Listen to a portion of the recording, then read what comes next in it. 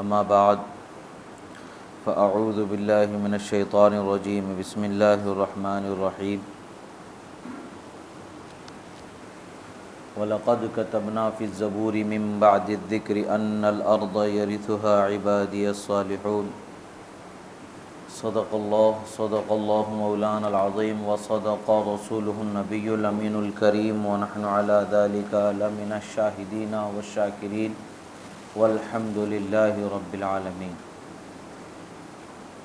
ایک مرتبہ درود شریف پڑھ لیں۔ اللہم صلی علی سیدنا نبینا مولانا محمد عدد ما فی علم اللہ صلاۃ دائمۃ بدوام ملک اللہ وعلی آلہ واصحابہ اجمعین۔ ایک مرتبہ اور نبی اور آل نبی پر درود شریف پڑھ لیں۔ اللہم صلی علی سیدنا نبینا مولانا محمد عدد ما فی علم اللہ صلاۃ دائمۃ بدوام ملک اللہ وعلی آلہ واصحابہ اجمعین۔ اللہ رب العزت کا بے پناہ شکر و احسان کہ اللہ رب العزت نے ہمیں اس کے حبیب کریم صلی اللہ تعالی علیہ وسلم کا چاہنے والا بنایا، دین اسلام کے سچے راستے پر چلنے کی اللہ نے توفیق بخشی، یہ اللہ کی مہربانی ہے۔ اللہ تبارک و تعالی نے ہم پر انعام فرمایا، اکرام فرمایا، احسان فرمایا، یہ رب ذوالجلال کا بہت ہی بڑا کرم ہے، بہت ہی بڑا احسان ہے کہ اللہ تبارک و تعالی نے ہمیں اہل سنت کے عظیم طبقے میں اس کے حبیب صلی اللہ تعالی علیہ وسلم کے چاہنے والوں کے زمرے میں پیدا فرمایا۔ اللہ تبارک و تعالی کسی کو نعمتیں عطا فرماتا ہے تو نعمتوں کا ملنا یہ دو طرح سے ہوتا ہے۔ کسی بندے کے کسی نیک عمل کے بدلے میں اسے کوئی نعمت دی جاتی ہے، کوئی اسے برتری دی جاتی ہے، کوئی بزرگی دی جاتی ہے، کوئی اسے بدلہ دیا جاتا ہے اس کے کسی عمل کے بدلے میں۔ یہ کسبی ہوتا ہے، انسان اپنی محنت سے یا اپنے عمل سے اس کو پانے کا حقدار ہوتا ہے، مگر اللہ تبارک و تعالیٰ کا کچھ انعام ایسے بھی ہوتے ہیں کہ نہ اس کے لیے طلب ہوتی ہے، نہ اس کے لیے جستجو ہوتی ہے، نہ اس کی خواہش ہوتی ہے، نہ اس کی خواہش کی طاقت یا صلاحیت ہوتی ہے، بغیر مانگے محض اپنے فضل و کرم سے اللہ تبارک و تعالی عطا فرما دیتا ہے۔ جیسے کسی مسلمان ماں باپ کے پیٹ میں مسلمان بچوں کو پیدا کر دینا، یہ اللہ تبارک و تعالیٰ کی عظیم نعمت ہے کہ ان کی بچپن سے لے کر کے جو تربیت کرنے والے دینی اسلام کے ماننے والے ماں باپ کو اللہ نے بخشا، تو نہ بچے کے طلب کرنے کی حالت تھی، نہ طلب و جستجو کی اس کی طاقت تھی، طلب کی حالت بھی نہیں، جستجو کی طاقت بھی نہیں، اس سے قبل ہی اللہ تعالیٰ نے اس کے لیے انعام فرما دیا۔ یہ اللہ تعالیٰ کا محض انعام ہے جو ہمارے کسی عمل کے بغیر عطا فرمایا گیا ہے۔ جیسے بندہ نماز پڑھتا ہے اس کی بخشش کر دی جاتی ہے، جیسے بندہ نیکی کرتا ہے، صدقہ کرتا ہے، پریشانیوں کو ٹال دیا جاتا ہے، یہ اس کے کسی عمل کی وجہ سے ہوتا ہے، مگر اللہ تعالیٰ نے ہمیں دیندار بنا کر کے پیدا فرمایا، تو پیدا ہونے سے پہلے نہ ہمارے پاس خواہش کی طاقت، نہ اس کی صلاحیت، نہ اس کا ہمارے پاس کوئی سلیقہ، کوئی طریقہ، تو یہ محض اللہ کا فضل اور انعام ہے کہ اللہ نے ہمیں یہ نعمت سے مالا مال فرمایا۔ اور پھر اللہ تبارک و تعالیٰ نے روئے زمین کے حفاظت کا ایک فیصلہ فرمایا کہ زمین پر حکومت کس کی چلنے والی ہے۔ اب ہمیں اس چیز کو سمجھنا ہے کہ ہمیں زمین پر زندگی جتنی اللہ نے بخشی ہے اتنی زندگی کو ہمیں گزارنا ہے۔ کسی کے ایک دن تو کسی کے چند سانس تو کسی کے چند سال تو کسی کے سینکڑوں سال زندگی اس زمین پر گزرے ہیں اور گزرتے رہیں گے۔ یہ اللہ تبارک و تعالیٰ کا فیصلہ کس کے حق میں کیا ہوگا وہ خدا اور اس کا رسول ہی بہتر جانے، مگر زمین پر ہمیں زندگی گزارنا ہے تو زمین کو اللہ تبارک و تعالیٰ نے ایک حصار اور ایک محفوظ مقام جو زمین کے لیے ہے، وہ کون سی جگہ کو اللہ نے بنایا ہے؟ وہ اولیاء کرام کی ذوات مبارکہ کو اللہ نے بنایا ہے۔ جہاں زمین کو پناہ مل جاتی ہے، جہاں زمین کے لیے حفاظت کے راستے کھل جاتے ہیں، زمین ان کے حکم کے تابع ہو جاتی ہے۔ اللہ تبارک و تعالیٰ نے قرآن مجید میں ارشاد فرمایا وَلَقَدْ كَتَبْنَا فِي الزَّبُورِ مِن بَعْدِ الذِّكْرِ أَنَّ الْأَرْضَ يَرِثُهَا عِبَادِيَ الصَّالِحُونَ، اور ہم نے زبور جو حضرت داؤد علی نبینا وعلیہ السلام پر نازل شدہ کتاب ہے، اس کتاب میں اللہ تبارک و تعالیٰ نے بیان فرما دیا۔ جیسے اللہ تعالیٰ نے اپنے پیغمبروں پر بہت سارے صحیفے اور کتابیں نازل فرمائی، ان میں سے 4 بڑی کتابیں کہلاتی ہیں۔ ایک تو توریت ہے جو حضرت موسیٰ علیہ السلام پر نازل کی گئی، دوسری کتاب زبور ہے جو حضرت داؤد علیہ السلام پر نازل کی گئی، تیسری کتاب انجیل ہے جو حضرت عیسیٰ علی نبینا علیہ السلام پر نازل کی گئی، اور چوتھی کتاب قرآن ہے جو ہمارے پیغمبر حضرت محمد عربی صلی اللہ تعالیٰ علیہ وسلم پر نازل کی گئی۔ اور الحمدللہ اس سے قرآن کے علاوہ جو دوسری کتابیں تھیں، ان کتابوں کے حافظ ہونے سے متعلق علماء فرماتے ہیں کہ انبیاء اکرام ہی حافظ ہوا کرتے تھے، انبیاء کے علاوہ دوسرے لوگ ان کتابوں کے حافظ نہیں ہوا کرتے تھے۔ مگر اللہ کا شکر ہے کہ ہمارے آقا و مولا رحمت عالم صلی اللہ تعالیٰ علیہ وسلم کا صدقہ ہے، ان کا طفیل ہے کہ امت محمدیہ میں قرآن کے حفظ کرنے والے بے شمار لوگوں کو اللہ نے رکھا، اور قرآن کو لوگوں کے سینوں میں اللہ نے محفوظ رکھا۔ حفاظ قرآن جو ہیں اللہ تعالیٰ کی رحمت سے، اس کے حبیب صلی اللہ تعالیٰ علیہ وسلم کے صدقے و طفیل سے اس کلام کے حافظ بنائے گئے، اور حافظ قرآن کی بہت عظمت کو اللہ تعالیٰ نے اپنے حبیب کے زبانی اجاگر فرمایا۔ بہرحال تو یہ قرآن مجید نازل کیا گیا ہمارے پیغمبر پر، ان سے پہلے حضرت عیسیٰ علیہ السلام پر انجیل نازل کیا گیا، ان سے پہلے پیغمبر جو حضرت داؤد علی نبینا وعلیہ السلام ہیں، ان پر اللہ تبارک و تعالیٰ نے زبور کتاب کو نازل فرمایا تھا، اس میں اللہ نے فیصلہ بیان فرمایا، اور اللہ تعالیٰ اسی کی طرف ذکر کرتا ہے وَلَقَدْ كَتَبْنَا فِي الزَّبُورِ مِن بَعْدِ الذِّكْرِ أَنَّ الْأَرْضَ يَرِثُهَا عِبَادِيَ الصَّالِحُونَ، اور ہم نے زبور میں واضح بیان کر دیا کہ زمین کے وارث ہوں گے وہ اللہ کے نیک بندے، اس کے وارث ہوں گے۔ وارث کا مطلب یہ ہوتا ہے کہ اس کے حقدار اور اس کے جو مالک ہوں گے وہ اللہ کے نیک بندے ہوں گے۔ اللہ کا شکر ہے کہ اللہ تعالیٰ نے زمین کے مالک ہونے کا جو حق عطا فرمایا ہے، زمین کے وارث ہونے کا جو حق عطا فرمایا ہے، وہ اولیاء کرام کو اللہ تبارک و تعالیٰ نے عطا فرمایا ہے۔ اور ایسے ہی ہماری دکن کی سرزمین کو بھی اللہ تبارک و تعالیٰ نے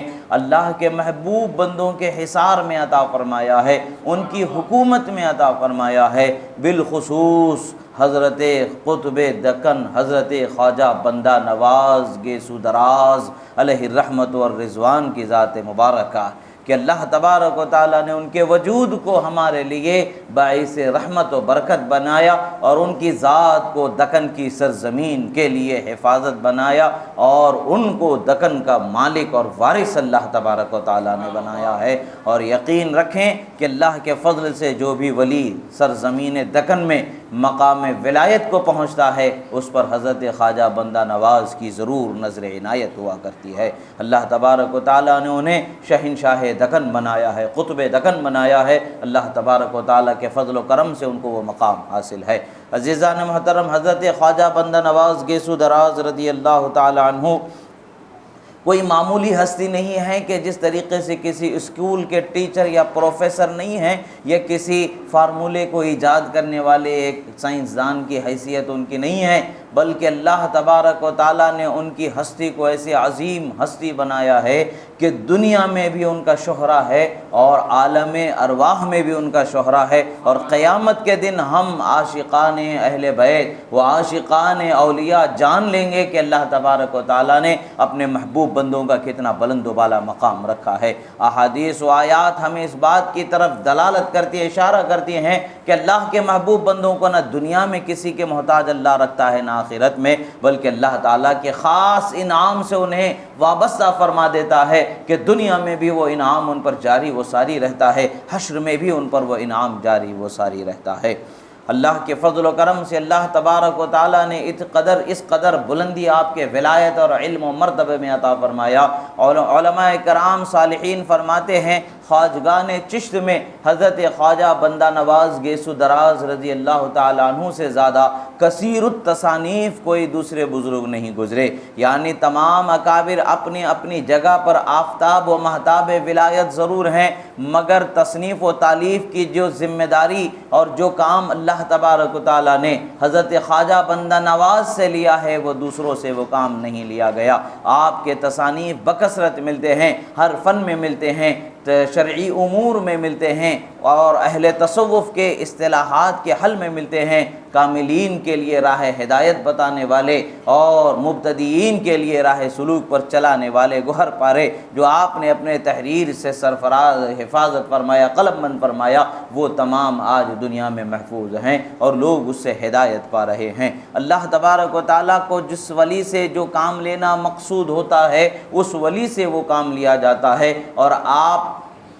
بہت کم ایسے بزرگوں میں سے ایک بزرگ ہیں جن کو جامع شریعت و طریقت کہا جاتا ہے۔ الحمدللہ آپ کو اللہ تبارک و تعالیٰ نے جامع شریعت و طریقت ہونا دونوں طرف سے آپ کو اللہ تبارک و تعالیٰ نے یہ مقام بخشا ہے۔ مگر یاد رکھیں اگر آپ کے تصانیف زیادہ ہیں، آپ کے پیر و مرشد حضرت خواجہ نصیر الدین چراغ دہلوی یا پھر حضرت خواجہ نظام الدین اولیاء یا پھر حضرت خواجہ فرید الدین یا پھر حضرت خواجہ بختیار کاکی یا پھر حضرت خواجہ معین الدین اجمیری سنجری رضی اللہ تعالیٰ عنہم، ان لوگوں کے تصانیف کی تعداد میں کچھ کمی ہو جانے سے ان کا مرتبہ کم ہو گیا، تصانیف کی تعداد میں کتابوں کی تعداد میں زیادہ ہو جانے سے وہ اکابر پر سبقت لے گئے، ایسا کبھی تصور نہیں لایا جا سکتا۔ جو کچھ ان کو اللہ تعالیٰ نے نعمتیں عطا فرمائی ہیں وہ سب کے سب آپ کے بزرگوں کے صدقے و طفیل ہی میں عطا فرمایا گیا ہے، اور آپ کے پیران عظام بالخصوص حضرت خواجہ معین الدین اجمیری سنجری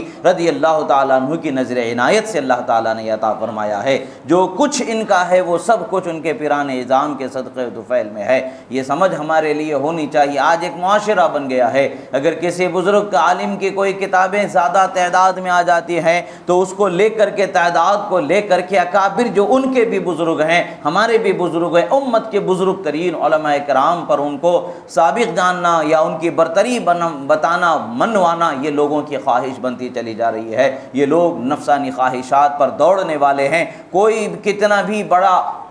عالم ہو جائے یا بڑے مرتبے پر پہنچ جائے، اسے وہ نعمت اس کے پیر کے صدقے ہی میں ملنے والی ہوتی ہے۔ جب پیر کی نظر عنایت ہوتی ہے تب وہ ساری نعمتیں ملتی ہیں۔ اصل فیض کی جو اس کے لیے نہر بنائی جاتی ہے وہ اس کی پیر کی ذات کو بنائی جاتی ہے، اور انہی کی نظر سے انہی کے دعاؤں کے طفیل میں یہ علمی برکات اللہ تعالیٰ عطا فرماتا ہے۔ اسی لیے تو بزرگان دین فرماتے ہیں جو کچھ اللہ تبارک و تعالیٰ اپنی مخلوق کو دینا چاہتا ہے وہ اپنے حبیب کے سپرد فرما دیتا ہے، اور آقا دو عالم صلی اللہ تعالیٰ علیہ وسلم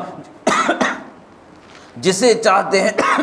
تقسیم فرما دیتے ہیں۔ بالخصوص تقسیم ولایت کا مرحلہ جب ہوتا ہے وہ حضرت باب العلم مولائے کائنات کے سپرد ہوتا ہے، پھر حضرت مولائے کائنات سے پھر حضرت غوث اعظم دستگیر رضی اللہ تعالیٰ عنہ کے سپرد ہوتا ہے، پھر وہ دنیا کے جتنے علاقے ہیں جس علاقے کے جو اقطاب بنائے گئے ہیں، جو اس علاقے کے سرور بنائے گئے ہیں، انہیں غوث اعظم نوازتے چلے جاتے ہیں، اور وہ اپنے بعد والے بزرگوں کو نوازتے اور اپنے سلسلے کے مریدوں کے لیے وہ نوازشیں ان کے طفیل میں اللہ تعالیٰ جاری و ساری فرماتا ہے۔ اللہ کا شکر ہے کہ اللہ تعالیٰ نے ہمیں یہ نعمتوں سے مالا مال فرمایا۔ بہت سارے وہ لوگ ہیں جنہیں بیعت و ارادت کا ہی پتہ نہیں ہے، انہیں اس کا کچھ عطا اور پتہ نہیں ہے، اس کے فیضان اور اس کی برکات سے ان کا کوئی واسطہ نہیں ہے، کوئی علاقہ نہیں ہے۔ وہ سمجھتے ہیں کہ جو کچھ ہے ہمارا وجود ہے، ہم ہیں بس ہمارے عمل ہیں۔ ایسا ہرگز نہیں ہے۔ ہمارا وجود ہمارے لیے کبھی ایسا بھی ہو جاتا ہے جو بوجھ بن جاتا ہے، ہمارا وجود کبھی ہمارے لیے ایسا ہوتا ہے جو عذاب کے لیے حقدار بنا دیا جاتا ہے، مگر کبھی کبھی بزرگوں کے نظر کرم کا حال یہ ہوتا ہے کہ وجود سے جو ہمیں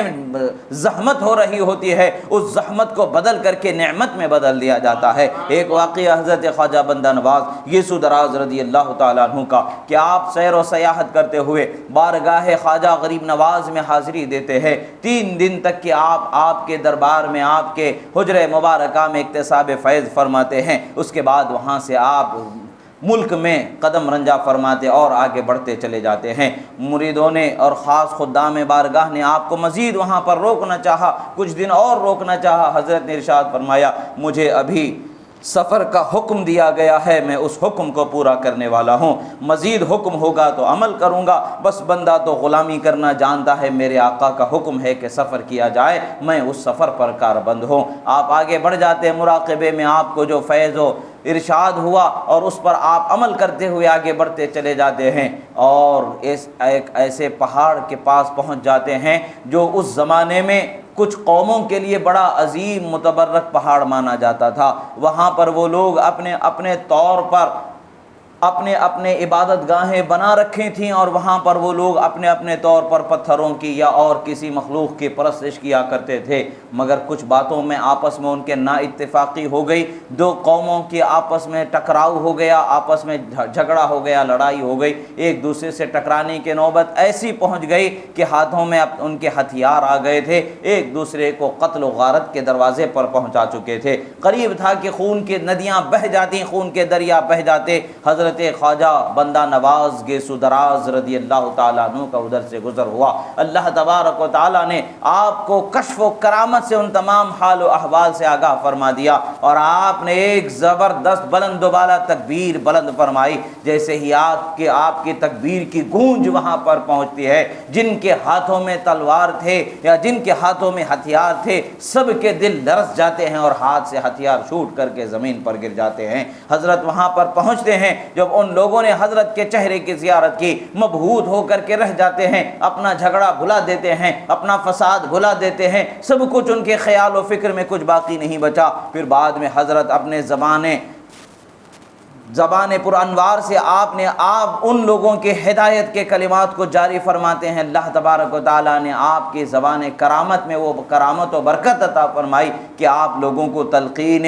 صبر فرماتے ہیں، لوگوں کو ایک دوسرے کے حقوق کی یاد دلاتے ہیں، لوگوں کے انسان کا دوسرے انسان پر کیا حق ہے اس حق کو یاد دلاتے ہیں، اور پھر ان تمام کے حقوق کو پیدا کرنے والا رب ذوالجلال کا کیا حق ہے، اس کی عبادت کی جانی چاہیے، اس حق کو جب آپ یاد دلاتے ہیں اور انہیں تلقین فرماتے ہیں، ایک نہیں دو نہیں سینکڑوں ہزاروں کی تعداد میں جو کہ خود کو ہلاکت کے دہانے پر پہنچا چکے تھے، ان کا وجود خود ان کے لیے وبال جان بن چکا تھا، مگر آج ایک اللہ والے کی نظر رحمت سے یہ حال کو پہنچے کہ وہ سب کے سب یک زبان لا الہ الا اللہ محمد الرسول اللہ کہہ کے دامن اسلام سے اپنے آپ کو جوڑ لیتے ہیں، اور حضرت خواجہ بندہ نواز کے دست حق پرست پر وعدہ کرتے ہیں کہ زندگی میں پھر کبھی ایک اس طریقے کی حرکتیں نہیں ہوں گی، حقوق انسان کی پامالی نہیں کی جائے گی، اور اللہ اور اس کے رسول کے حقوق کی پامالی نہیں کی جائے گی، زندگی گزاری جائے گی تو اللہ اور اس کے رسول کے قانون کے دائرے میں زندگی گزاری جائے گی۔ یہ نعمت جب اللہ والوں کی طرف سے ملتی ہے، نہ وہاں پر ایک قطرہ خون کا بہایا گیا، نہ وہاں پر کسی کو قید کیا گیا، نہ وہاں پر کسی کو ڈرایا گیا دھمکایا گیا، کچھ نہیں کیا گیا، مگر اللہ والوں کے وجود کو اللہ تبارک و تعالیٰ نے اسے بابرکت بنایا ہے، وہ جہاں جاتے ہیں رحمتوں کا بسیرا عطا فرما دیا جاتا ہے۔ ہمارے لیے تو اتنا ہی بڑا کمال کا مرحلہ ہے کہ ہم اللہ والوں کا جہاں بھی ذکر کرتے ہیں رحمتوں کا نزول ہوتا چلا جاتا ہے، رحمتیں ہی رحمتیں، برکتیں ہی برکتیں ہم پر نازل ہونی شروع ہو جاتی ہیں۔ عزیزان محترم، حضرت خواجہ بندہ نواز گیسو دراز رضی اللہ تعالیٰ عنہ کا یہ معاملہ اسی طریقے وہیں پر نہیں رکتا ہے، بلکہ آپ اور جس طرح سے آپ کو حکم ہوا تھا ایک ندی کے کنارے پر جہاں لوگ پوتر استھان جان کر کے اس جگہ پر وہ لوگ نہایا دھویا کرتے ہیں، اس مقام سے بھی آپ کا گزر ہوا، چونکہ یہ باطنی معاملات ہوتے ہیں، یہ روحانی معاملات ہوتے ہیں، اللہ والوں کو کس راستے سے ہو کر کے کہاں گزرنا ہے اور کہاں ان کو اپنا آخری ٹھکانہ بنانا ہے، کہاں لوگوں کے لیے ہدایت کے لیے درسگاہیں قائم کرنی ہیں، کہاں لوگوں کے ظاہر و باطن کے اصلاح کے لیے خانقاہوں کا نظام جاری کرنا ہے، وہ تمام چیزیں انہیں باطنی طور پر ان کے علم و آگہی میں ڈالی جاتی ہیں اور اسی لحاظ سے وہ آگے بڑھتے چلے جاتے ہیں۔ اتفاقاً حضرت خواجہ غریب نواز کا بھی انہی اکابر بزرگوں میں شمار ہے، اور آپ کا بھی گزر اسی طریقے سے ہونے لگا کہ آپ اتفاق اتفاق اس جگہ پر آپ کا گزر ہوا جہاں پر لوگ نہا دھو کر کے اپنے لیے اپنے آپ کے پاکیزگی کا تصور کیا کرتے تھے۔ اتفاق سے آپ اس کے کنارے بیٹھ جاتے ہیں، کافی دور سے سفر کرتے ہوئے آئے تھے، پانی کی قلت بھی ہو گئی تھی، آپ نے وضو کیا،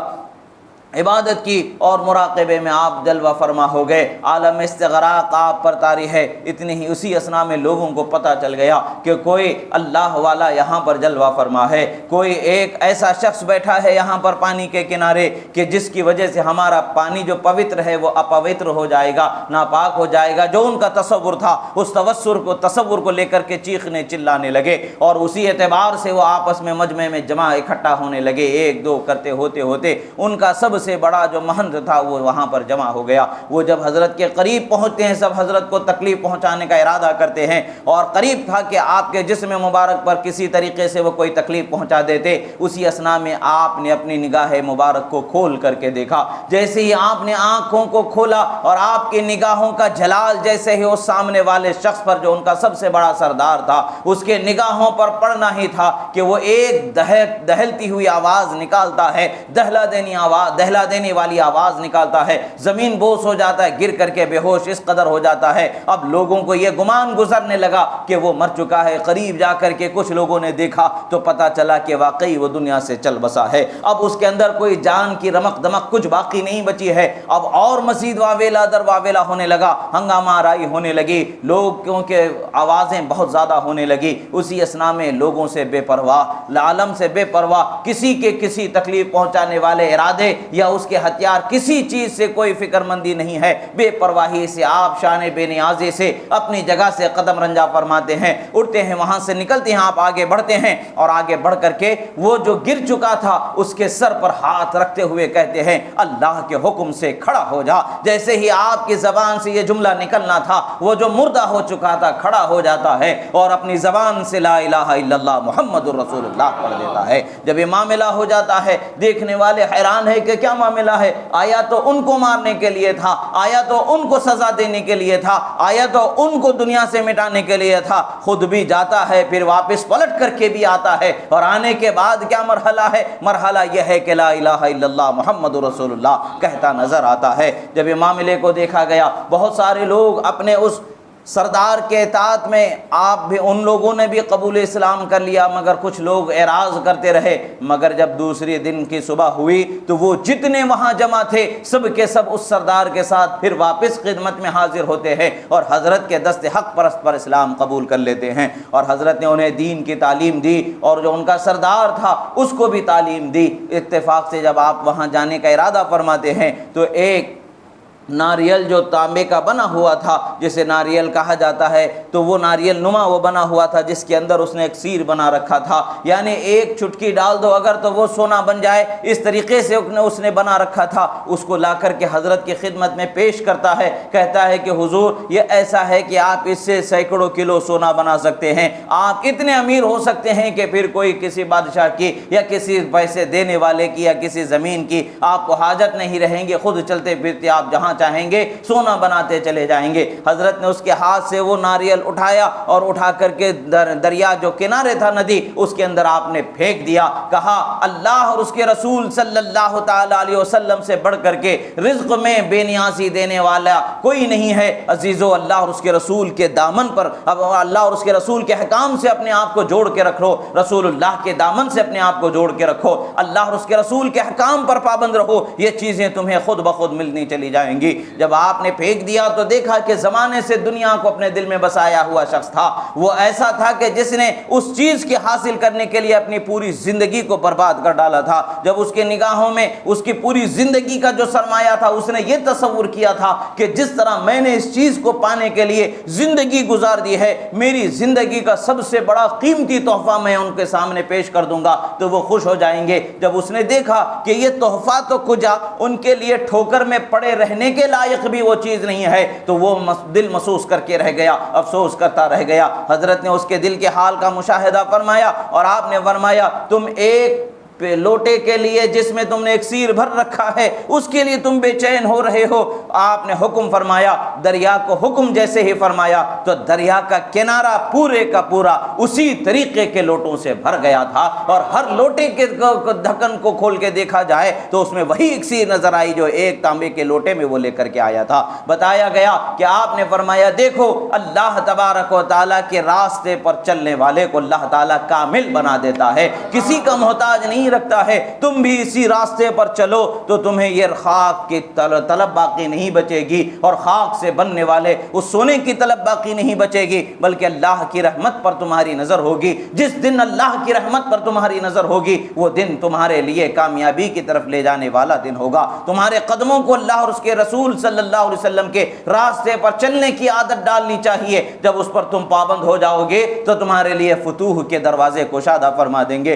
اور خدا جسے چاہتا ہے کچھ نعمتیں، کچھ دولتیں، کچھ رفعتیں عطا فرما دیتا ہے۔ اللہ کے رسول صلی اللہ تعالیٰ علیہ وسلم کی احادیث مبارکہ قرآنی آیات کے ذریعے ان کی آپ نے تلقین فرمائی۔ ان کے دل میں جو دولت کی محبت تھی، جو دولت کی چاہت تھی، وہ ان کے دل سے صاف ہو گئی، اور آپ نے وعدہ کیا، اقرار کیا کہ حضور آج جو دولت کی چاہت میرے دل میں تھی وہ ختم ہو گئی، اب میں صرف اور صرف خدا کی رحمت کی طرف اپنی نظر رکھوں گا۔ جس طرح سے میں نے اپنی زندگی کو اس چیز کے حاصل کرنے کے لیے گنوا دیا، اب باقی کی جو زندگی بچی ہے وہ سب کچھ میں اللہ کی رحمت کے لیے گنوا دوں گا، اللہ کی رحمت کو حاصل کرنے کے لیے میں گزار دوں گا۔ آپ نے ان سے وعدہ لیا، پھر وہاں سے آپ قدم بڑھاتے ہوئے آگے بڑھتے ہوئے دکن کی سرزمین پر تشریف لاتے ہیں۔ گلبرگہ کی سرزمین پر آپ کو قیام فرمانا تھا۔ گلبرگہ کی سرزمین کو اللہ تبارک و تعالیٰ نے آپ کے لیے منتخب فرمایا تھا، بلکہ آپ کے آنے سے 40 سال پہلے ہی آپ کی آمد کا بیان ہو چکا تھا۔ ایک زمانے پہلے اس زمانے کے عظیم بزرگ جو اس علاقے کے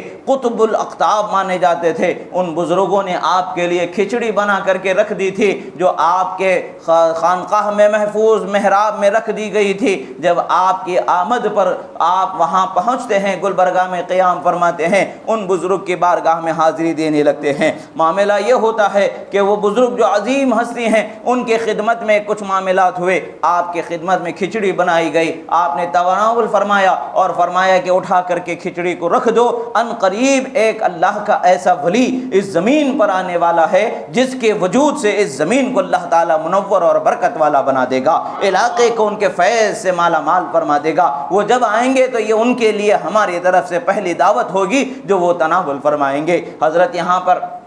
ان کے لیے کھڑکی محراب میں رکھ دیے ہیں، اور دنیا کا دستور ہے آج فریج کے ذریعے ہم سامان کو محفوظ کر سکتے ہیں، نہ اس زمانے میں کوئی فریج تھا، نہ کوئی اور سہولتیں تھی کہ جس طرح سے اس کو محفوظ کیا جائے۔ وہ ایک محراب میں رکھ دیا گیا اس بیسن کو اٹھا کر کے جس میں کھانا بھرا ہوا ہے، اور لوگ اس بیسن کی طرف سے اس قدر خیال رکھ رہے ہیں کہ بھئی وہ کب گھڑی آنے والی ہے کہ کون سا وہ ولی آنے والا ہے کہ جو اس کو آ کر کے طلب کرنے والا ہے۔ ہزاروں ولی آئے، ہزاروں علماء آئے، ہزاروں وصفی آئے، اتقیاء آئے، آ کر کے گزرتے رہے، مگر کسی کو اس کا شعور نہیں ہوا۔ مگر جب حضرت خواجہ بندہ نواز گلبرگہ شریف میں تشریف لاتے ہیں، آپ سب سے پہلے انہی بزرگ کی بارگاہ میں حاضری دیتے ہیں، اور جانے کے بعد فرماتے ہیں کہاں ہے وہ کھچڑی جو حضرت نے رکھی ہے، ہمارے سامنے پیش کی جائے۔ جیسے ہی یعنی آپ کے پیدا ہونے سے پہلے جس چیز کو آپ کے لیے منتخب کر لیا گیا، آپ مقام ولایت کے اس عظیم مرتبے پر پہنچنے کے بعد اس چیز کے لیے آپ وہاں پہنچتے ہیں اور اس کو حاصل فرما لیتے ہیں۔ یہ اللہ والوں کے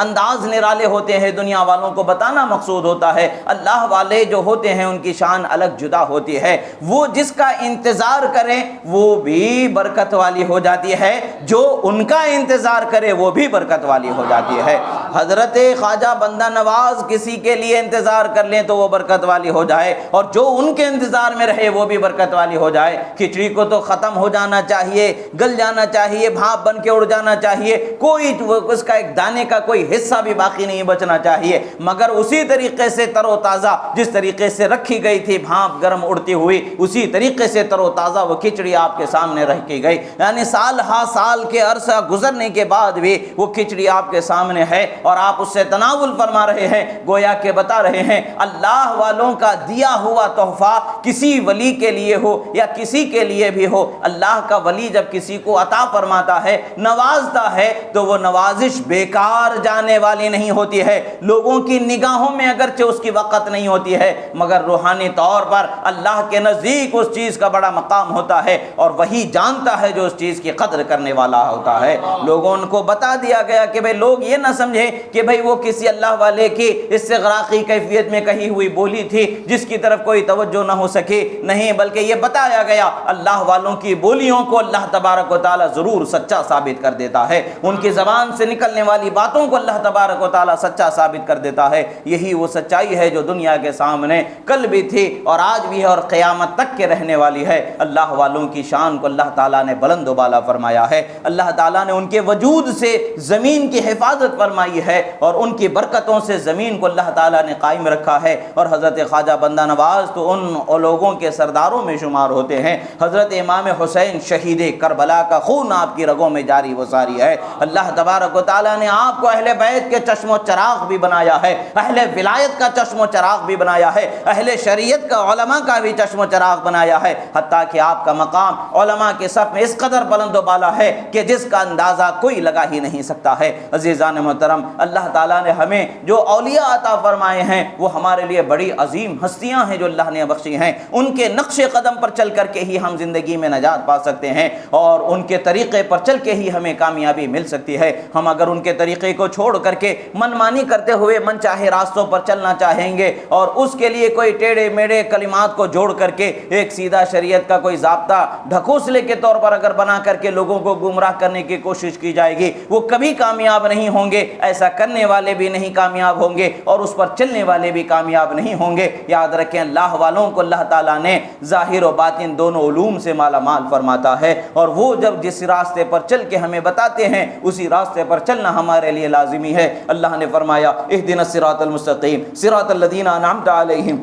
اے اللہ ہمیں سیدھے راستے پر چلا، وہ راستہ کہ جس کے چلنے والوں پر تو نے انعام فرمایا ہے۔ ان انعام والے بندوں میں یہ حضرت خواجہ بندہ نواز گیسو دراز کی ہستی بھی ہے۔ عزیزان محترم، ہمیں ان بزرگوں کے طریقے پر چلنا ہے، ان کے نقش قدم پر چلنا ہے، ان کے عقیدے پر رہنا ہے، ان کے طریقے پر رہنا ہے، اور ان کے نقش قدم پر قائم رہیں گے، کامیابی ملتی جائے گی۔ اللہ تبارک و تعالیٰ سے دعا ہے جو کہا گیا سنا گیا، کہنے میں سننے میں جو غلطی ہوئی اللہ تعالیٰ اسے معاف فرمائے، جو حق و صحیح کہا گیا اللہ تعالیٰ اسے قبول فرمائے، اور ہمارے سینے میں تو اس کے حبیب صلی اللہ علیہ وسلم کی سچی محبت عطا فرمائے، اخلاق و کردار کی پاکیزگی عطا فرمائے، اولیاء کی محبت عطا فرمائے، ان کی محبت میں جینے مرنے کی توفیق عطا فرمائے۔ پروردگار جہاں جو کوئی پریشان ہے مولا ان کے پریشانیوں سے نجات عطا فرما، جو بیمار ہیں انہیں شفا کاملہ واجلہ عطا فرما، جو قرض دار ہیں انہیں بار قرض سے سبکدوشی عطا فرما۔